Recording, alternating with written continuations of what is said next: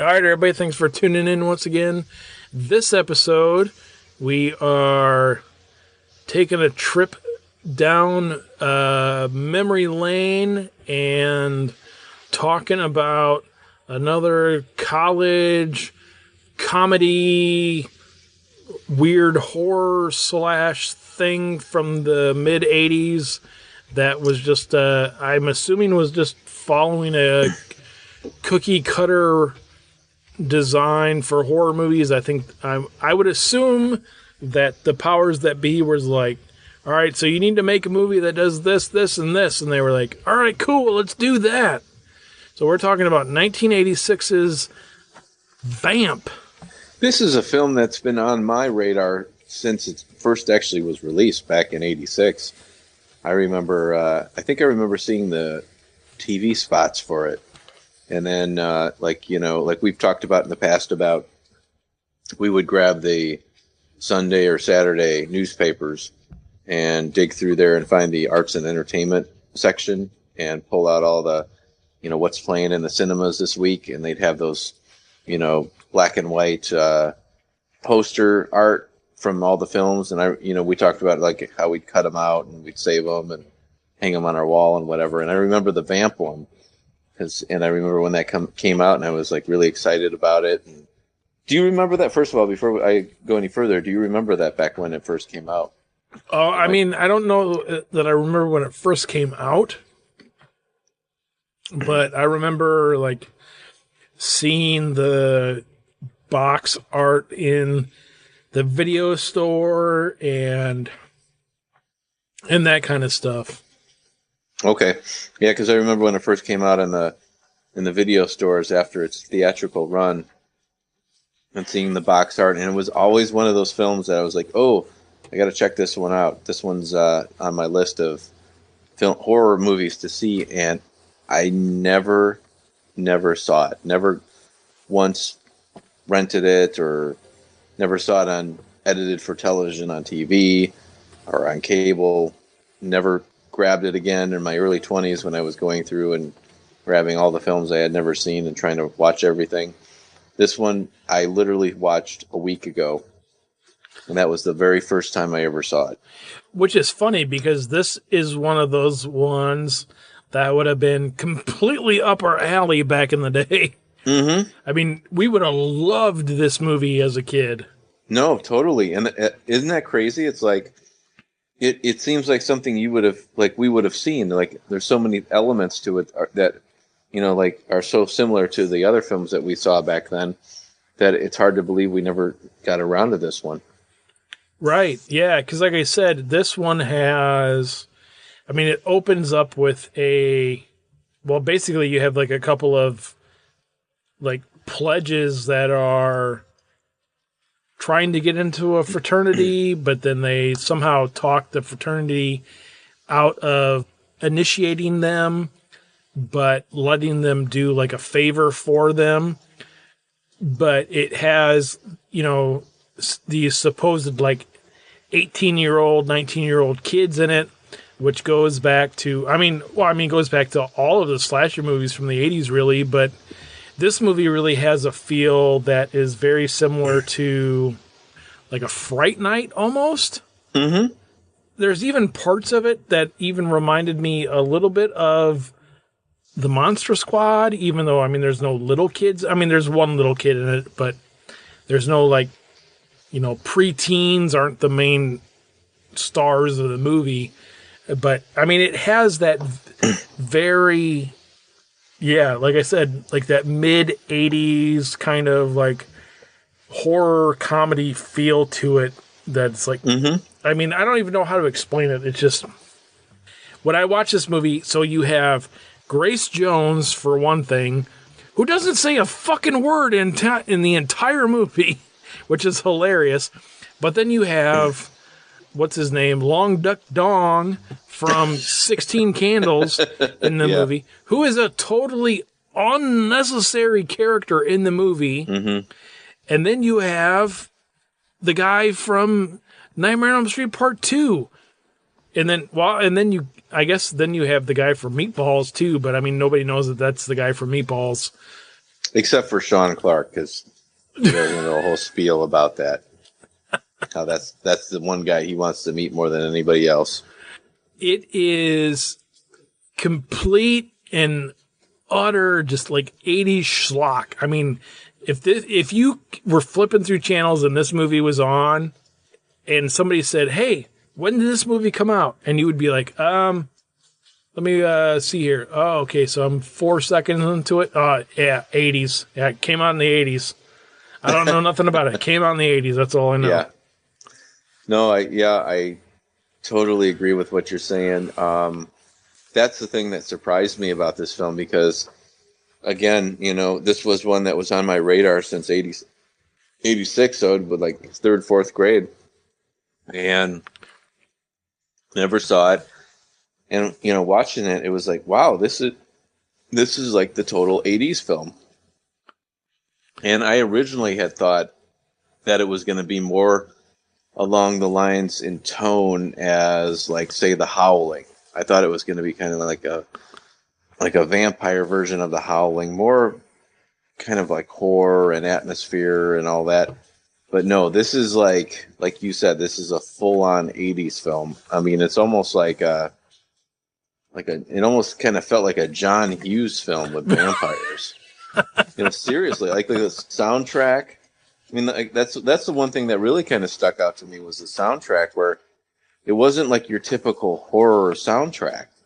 Like The Howling was made in the 80s, but there's a horror soundtrack to it. It doesn't feel like a feel-good 16 Candles type of movie. It's like a horror movie. Where this one, it feels like like the soundtrack just seems like your typical, like, I don't know, Corey Haim, Corey Feldman movie, which I thought was kind of weird. But at the same time that was kind of surprising to me, it was also kind of cool in a lot of ways, because I was sort of like, okay, all right, this is a full-on 80s film. I thought this was going to be more geared towards a horror, but this is more like, I mean, even Fright Night, I was trying to compare it to, like, the vampire movies, like Fright Night and Lost Boys were the first two, obviously, that come to mind of that era. And Fright Night seems more of like a horror film than this does, and even Lost Boys in a lot of ways. But I guess it would fall a little closer to Lost Boys, in my opinion, in tone. But I will say that, I'm not trying to, like, rag on it for having that 80s tone, because I actually thought that was kind of cool. Yeah, it definitely has that 80s tone. The only thing that I would kind of rip on this movie about is actually kind of the opening sequence to the movie.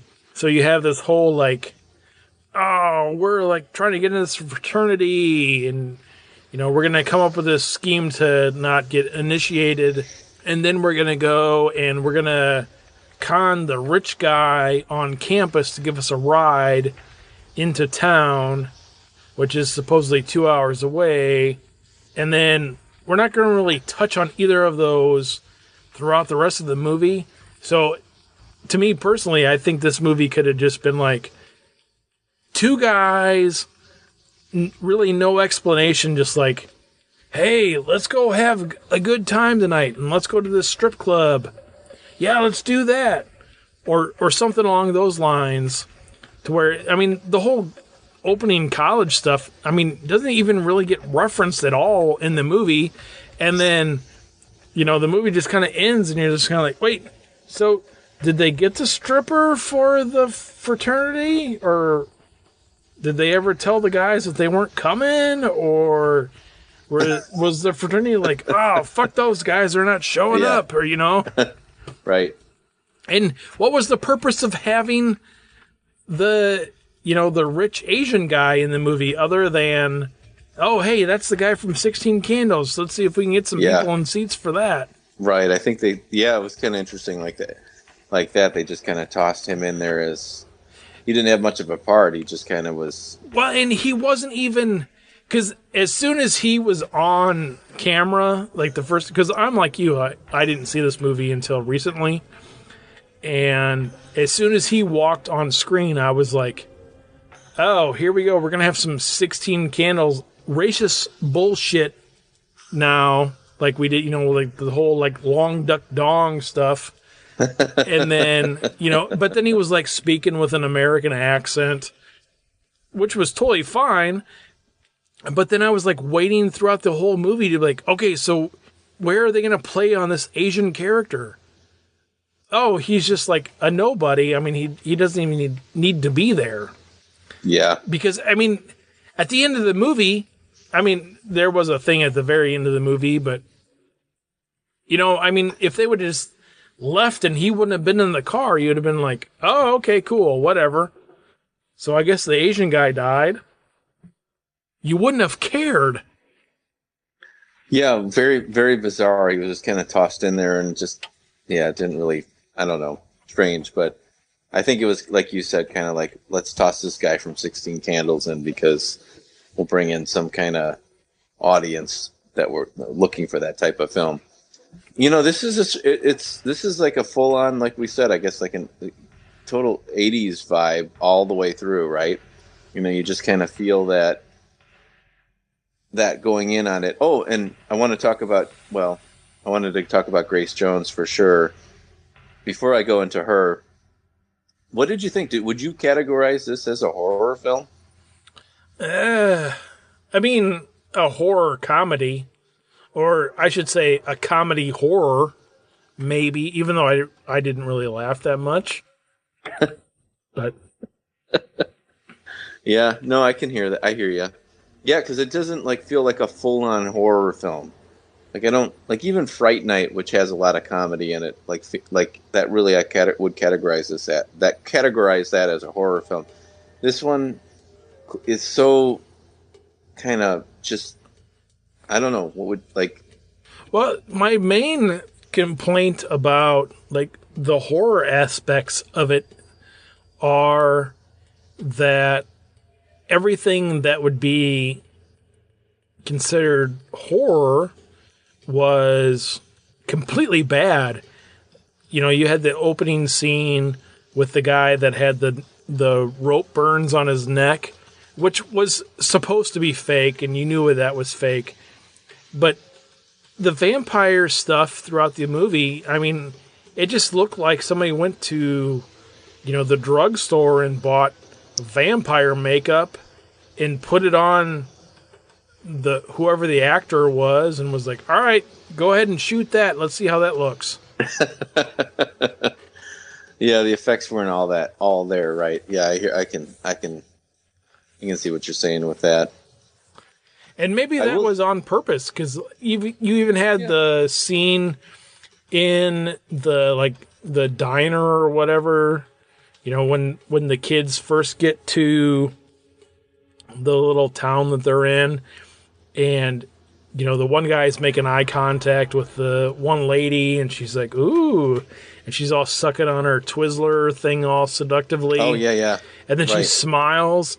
And then she has like the hillbilly teeth from Walmart in her mouth. And the guy's like, ew. And you're like, well, that's completely fake. What? Yeah, I wonder who did the effects for this. I didn't look into that. I think it was Walmart, actually. Oh, I wanted to say, too, about Grace Jones. Like I have to admit, like, her presence in the film probably lifted up the film a little higher. Like had they have gotten somebody else, I don't think it would have been as. I don't know. I don't think it would have been as good. I don't know if that's the best word for it, but I think her being in this film and her portraying that like the queen vampire or whatever she was, especially at this, this time frame back in like the mid '80s, I think she really. Although, yeah, like her. And I was a bit disappointed that there wasn't more to her character than what we got. But at the same time, the imagery and the visuals we get of her, I think really, really added to this film. And thinking back to like the marketing and everything, I think she was a big part of it. I think almost like in the sense that this film is kind of like one of those movies where there's not a whole lot of substance there, but it's there's a lot of visuals and a lot of things like that make this film what it is. And I think her being in this film probably elevates it into a different level and kind of makes it a little bit more than it probably really is, to be honest with you, if that makes sense. Which is weird because she doesn't like talk at all. Right. No, she doesn't, but she does kind of bring this sort of vibe with her, where you kind of you feel it, there's something there when she's on screen. She has a sort of charisma. And Yeah. I think that sort of made the film, like, I can't picture anybody else playing that role, to be honest with you. Well, and what's interesting about her being in this role is I wonder if she was sort of similar to like a Donald Pleasance from the original Halloween or Betsy Palmer from the original Friday the 13th, where they're like, all right, so we have this much money. We want to get a big name in here. So let's get somebody in here. So Grace, would you do this movie? And she was like, yeah, I'll do the movie. And they're like, all right, cool. We have this much money. And she was like, oh, okay. So for that much money, yeah, you can get me for 2 days and I'm not going to talk. And they're no, like, that makes sense. Okay, cool. Yeah, let's do that. I can see that. Yeah, that probably was some sort of, maybe she did like a bunch of movies for the studio and then she was required to fulfill some type of contract and, hey, we need you to do this vampire movie. And she's probably like, oh shit, I don't want to do that. Well, yeah, just go in. We'll just do some quick ones with you, and you'll be in and out of there and we'll get you done in 1 or 2 days. And okay, fine, whatever. Yeah, that could have been possible. Right. Yeah. Because I mean, she's really only in it for like, what, 3-4 scenes or something? Yeah, you're right. No, absolutely. And she doesn't talk, so I mean, they can't be that hard to shoot. Right. Yeah, I mean, it's Grace Jones. I mean, what can you say? I mean, right. She was gorgeous in 1986. She's gorgeous in 2020. I haven't seen her since. Yeah. Is she around doing stuff still, or? I mean, she's still around. No, that's good. Yeah. But yeah, I mean, yeah, I'm like you. I couldn't imagine like anybody else being in that role. Yeah, I thought she did a great job of that. I thought, actually, to be honest with you, the cast was spot on. I think they did a great job with the cast all around. I even like that one, whoever the waitress is, like the one that's like, oh, I remember you from high school or whatever. Where she, like, Allison? She had, that character is like in pretty much every single 80s film. The girl that kind of has the crush on the main character, and there's something that she's like, oh, remember me from whatever? You don't remember, do you? That kind of thing. That was throughout like all 80s, John Hughes films. There was always like that girl in every film. Yep. So, and I thought whoever that was, the actress who played her, did a perfect job in that role. So I was pretty, I'll be honest with you. I didn't know what to expect with this one. And I kind of went into it thinking, oh, this is going to be like The Howling, only with vampires. And then it turned out to be, no, it's more like 16 Candles with vampires. So I'm going to go ahead and give this one a thumbs up because I really enjoyed it. Cool. Yeah, I'm going to say, am I going to watch this on a regular basis? No. Did I thoroughly enjoy it? Yeah, I did. I had a good I mean, I watched it in the morning, which was, not the best time to watch a horror movie, but, I didn't even have a coffee in front of me, but I had a good time watching this movie. And, I laughed, and, I mean, there was a couple of, like, ow, what? Kind of moments. But overall, I mean, it's a thoroughly enjoyable movie. It is. If you're looking for something from the 80s that maybe you haven't seen before, or maybe you're like, you know what, I should check that out. Vamp is the way to go. You got to check it out. I agree. No, I totally agree. It's not a great film. It's not something you're going to be like, oh, it's the best horror film ever by any means. But if you're looking for an 80s flick, this is the one to go to with vampires for sure.